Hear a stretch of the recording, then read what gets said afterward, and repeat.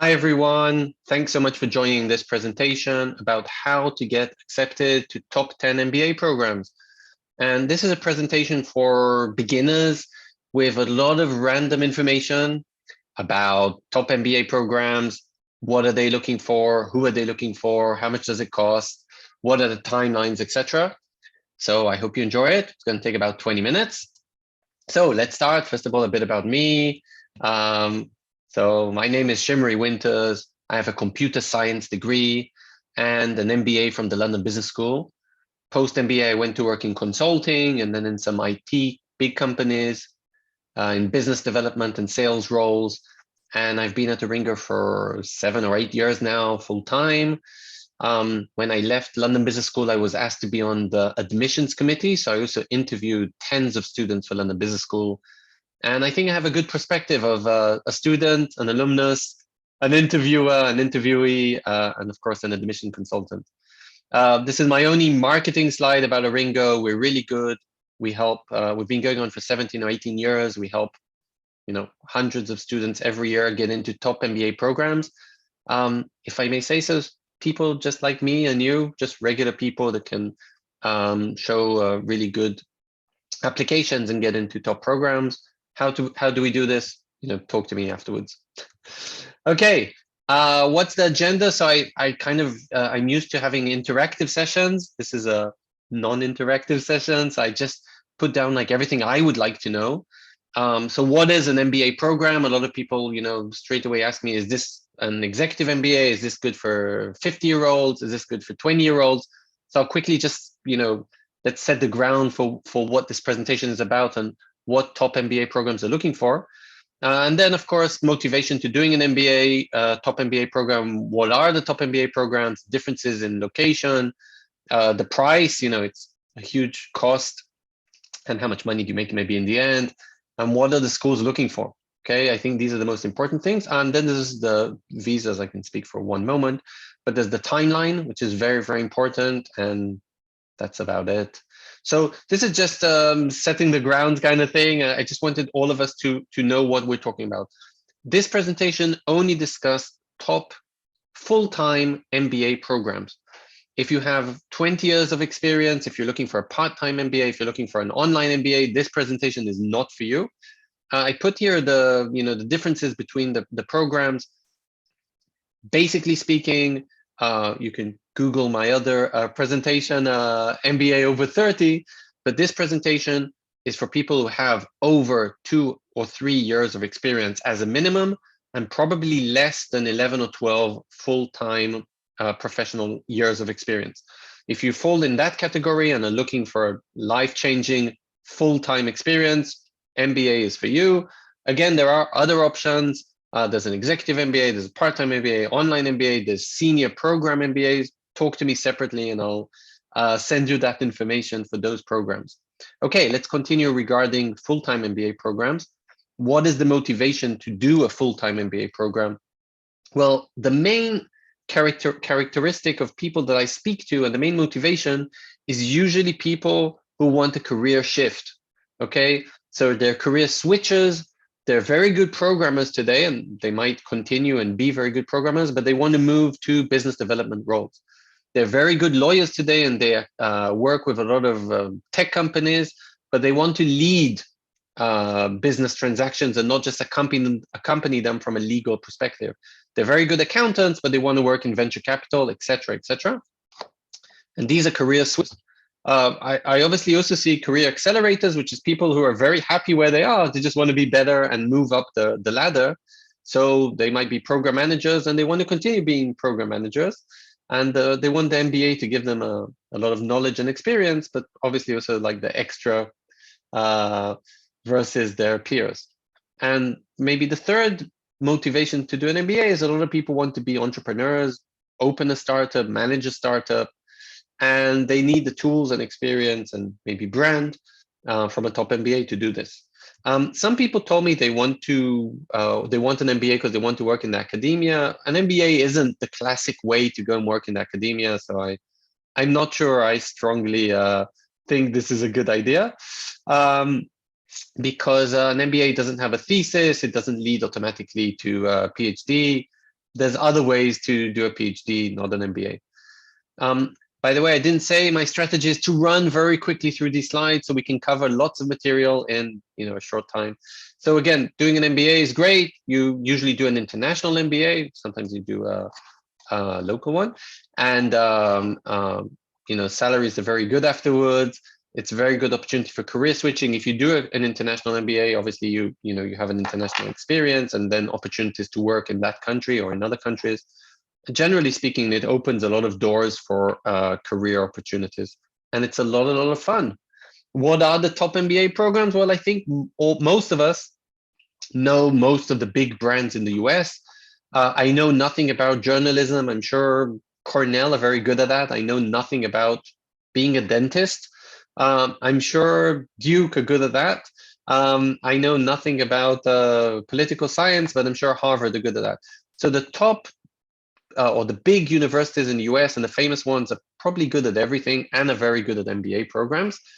If we look at Europe, the schools actually are very small and most of them only do MBAs or business. So a school like INSEAD or London Business School will only have 500 students a year or a bit more.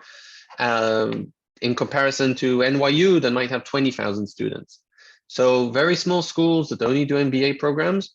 And that's why a lot of people haven't heard of all the schools, but that doesn't mean they're not good. Look out for the rankings. There's lots and lots of special programs. I can't go into all of them now, but there's deferred programs, there's shorter programs, there's longer programs, there's joint programs. Again, talk to me separately if this is something you're interested in. I just put here kind of some differences between the UK, the European schools and the US schools. One big difference is the length of the program. The US schools are mostly 2-year programs, and the European schools are mostly 1 to 1.5 years. That's a huge difference. Lots of advantages to Europe, and here's the first one. The return on investment is quicker, right? You're going to go back to the job market and work quicker than in the US. Another big advantage to the European programs are the amount of international students in class. There's usually 90% international students. So at London Business School, there aren't a lot of British students. At NCR, there aren't a lot of French. In the US, there's a lot of Americans in all the MBA programs. Another thing is, like I mentioned before, the European schools are very small. And there's lots of other little differences, especially in visas. But there are many differences in job opportunities. And this is something I want you to consider. Do you see yourself living in the US, working afterwards in the US? In that case, just go for US school. If you're interested in Europe and maybe working afterwards in Europe and living in Europe, then go for European school. The ultimate decision is location. There's a lot of other differences, okay? And there's lots of myths. Here's a couple, okay? So, where's the highest pay? Oh, it must be Harvard. Well, last year it was MIT. And what's the top European school ranked? Oh, so it must be Oxford and Cambridge. Well, last year it was LBS and HEC. So there's lots of myths. Again, I'm not even going to go into them, but and soon I'll show you some statistics from top schools. But the bottom line is, how do you choose between a school? Mostly location, okay? Because the schools teach kind of the same things. So mostly location, a bit school specialization, okay? If you're interested in finance, this does come back to location, but yes, London and New York schools will be stronger in finance, but to be honest, it's because they're in a very financial location. Still, there are some schools that might be more techy or more consulting or more better in marketing or something like that. Again, not many. Maybe if you're interested in a very specific recruiter, Uber, and you've seen that they mainly recruit from UCLA, something like that. But again, in my two cents are, look at the location and a bit of the school ranking, and those should be your two main considerations. Maybe it's a price if you get a scholarship or not. We'll talk about the cost in this slide. An MBA is something very, very, very expensive, and it can cost $70,000 to $80,000 per year, or 80,000 euros per year. Remember that in the US, you have a 2-year tuition. So we're looking easily at $140,000. Add this to any very, very low cost living, and easily you're above $200,000 for the tuition plus living expenses in the US. In Europe, again, the degrees are shorter and therefore you're paying half. Okay, it's very, very easy, or maybe 60% or 70% if you do a 1.5 year course. How do you fund this? Well, obviously, if you bring some money from home, that would be great. There's lots of scholarships. All the schools have scholarships. Some schools, not many, have financial need-based kind of fellowships and scholarships, mainly Harvard and Stanford. And there are different merit-based scholarships, but again, they're all from the school. So you first need to register to the school and get accepted to the school, and then you know if you can get a scholarship or not. Where do you work post MBA? Well, there's lots of great recruiters, and a lot of people kind of ask me, okay, I understand Google and Sony and Bain and EY. What's Burger King doing here? And their or PepsiCo. And their answer is, a lot of these big international companies are looking for managers.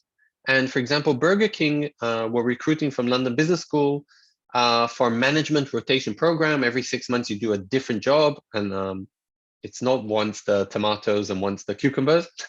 It's you work 6 months in real estate and 6 months in strategy and 6 months in opening new branches in a different country and 6 months in finance. And then after 2 years, you kind of decide where you want to be, in which department. So it's an amazing job.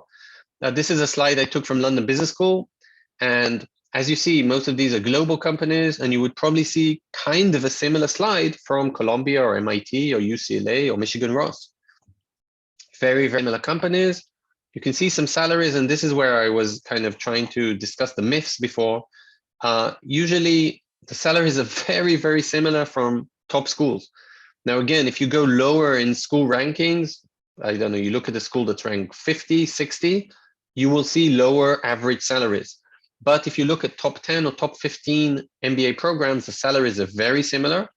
There is a little gap here, I agree, especially in the 3-year post-MBA jump. Also take into consideration location. So Stanford is in San Francisco. Yes, you do get paid a bit more in San Francisco, but also cost of living would be much higher than the cost of living in Austin. Okay, so actually, if you're living in Austin or in Seattle and only making 10% less than your colleague from Stanford, you might have more money at the end of the year. But again, that's something to be discussed and for your calculation. Salaries in Europe are very similar. Again, this really depends on euro, dollar, pound exchange rates, but the salaries are really good, very similar companies. And again, if you work as a McKinsey consultant in Paris, you will get a similar salary to McKinsey consultant in New York. It might be less in money, but it's less because you're buying, but it'll be the same in buying power. That means as a total cost of your living, you'll also pay less on your flat and less on your McDonald's burger. So the salaries will actually be quite similar. Okay, that was 10 or 15 minutes on what is an MBA. Now let's talk about the MBA itself. So let's say you've decided you want to apply to an MBA. What are the schools looking for?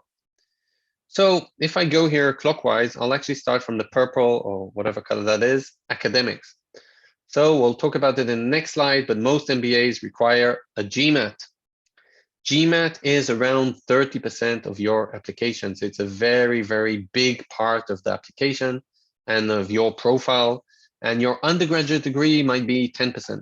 So even if you were, the best in your class, you have a merit, cum laude, president's list, dean's list, you name it, great. You will get 11 points out of 10, 12, 13 out of 10. But there's 100 points or 100% in your application. And the GMAT is, again, a very big chunk of that. Please, work a lot on your GMAT.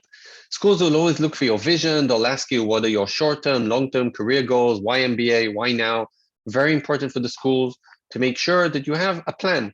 Schools know this might not be your final plan. This might change 10 times before you actually start the program and during the program.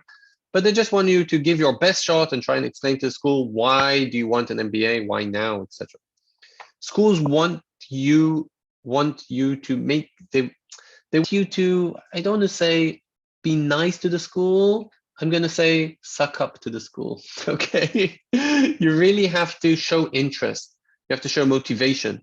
Your YMBA program, YMBA essay for London Business School is completely different from your YMBA essay for Duke, for example. So you have to show a lot of motivation, a lot of interest in a specific school, mention clubs, professors, etc.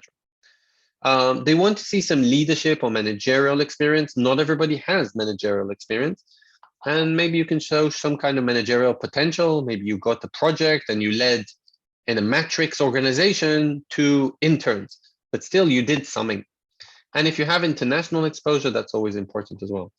The last two are quite hard to show because it's not something specific. Obviously, they want you to be smart, very hard to show. And they want you to have broad horizons. Again, this doesn't mean you have to go and volunteer somewhere, or you have to run marathons, or you have to do something that sounds interesting. But again, there's work, there's academics, and there's everything else. And schools just want to make sure that you can get along with people and you have some kind of interest. It can be volunteering, it can be hobbies, it can be reading encyclopedias. Just show me that you do something else and you can get along with people in your hobby. That I want to kind of understand what kind of person you are. Just be interesting kind of thing. So that's this broad horizons. Again, smart's a bit hard to show, but there's various ways to show that. Right now, we're at the beginning of 2022. If you're thinking about studying in September 23, it's quite late in the process, although we're more than a year and a half before the school starts. And the reason is there's the GMAT. The GMAT can take 2, 3, 4, 5, 6 more months to work on. And you need to be ready with everything, hopefully in September. I love this slide, which is all wrong, but September 2022, I'll fix it later. And for round one, that would be great. And sorry about the slide again. And round two is in January 2023. So if you can be ready for one of those with a GMAT and with applications, that would be ideal. It's always best to apply early. So again, the best round for you is September 22 for studies in September 23. Okay, a year in advance. If you don't make it because of GMAT or other considerations, then you can apply in round two, which mostly will be around January 2023 for studies in September 2023. For the US programs, if you're an international applicant, it's really not advisable to apply after round two.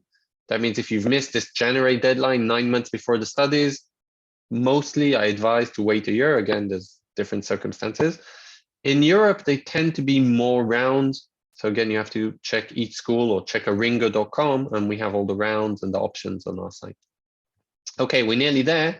What do you need to apply? Well, it's actually very long, and you're going to need all these things. Okay, so you need your prerequisites, which are undergraduate degree, makes sense. If you're an international candidate, you need an IELTS or a TOEFL, which are English a proficiency test, not very difficult if you speak English. And you need a registration fee of $150 or $200, depends on the school. And then you have the prerequisites. Now for the application, you need the CV, you need X amount of essays. NCAD have 7, Harvard has 1, so it really depends which school. You're going to need 2 recommendations, and these recommendation letters will come from professional recommenders, preferably, and not academic ones. And you'll need a GMAT or GRE score. So that's why I said it's very late in the game already if you're thinking about a year and a half in advance, because you need to prepare all these things. One slide about the visas, because this changes, I don't want to go into this too much. But if you're an international candidate, everything is easier not in the US. Okay, let me put it like that. Canadian visas, once you get into a top Canadian school, are pretty easy to get out, and then you can actually bring your family, they can work easy. In the UK, again, you can stay in the UK up to 12 months after the MBA, and then you can find a job.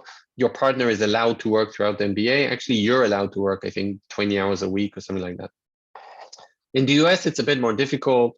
Partners are not allowed to work. There are some STEM programs or non-STEM programs. Again, you're just going to have to check this out. But basically, most top MBA students just find the job and their employer takes out a working visa for them, and you shouldn't be too worried about this if you get into a top MBA program. Okay, what can you do today, kind of thing? So if you're thinking about an MBA in the future, again, if you're still students, obviously, improve your GPA, but mainly work on the GMAT, because we said that's a much bigger chunk of your application and of your profile when you apply than the GPA. If you're going to the same country or the same city where the schools are located, yes, definitely try and schedule a campus visit. Some schools don't allow right now campus visits due to COVID. I hope this will change. And start thinking how you can improve your profile. Is it something in your professional experience? Maybe talk to your recommenders, maybe build your network. This is very individual. I think that's it. Okay. So ARINGO obviously is here to help, and we help with everything, from a strategy assessment, school selection, things like that. And obviously then with the actual applications, from strategy to interview prep and scholarships and everything in the middle. Check us out on aringo.com. Thanks very much for this session. My name is Shimri Winters. This is my email. This is our website. I've really enjoyed it. Feel free to reach out with personal questions. I always like to get CVs when someone emails me, so I just know who you are, and then I can actually answer a question. It's been great, and talk to you soon. Good luck in getting into top MBA programs.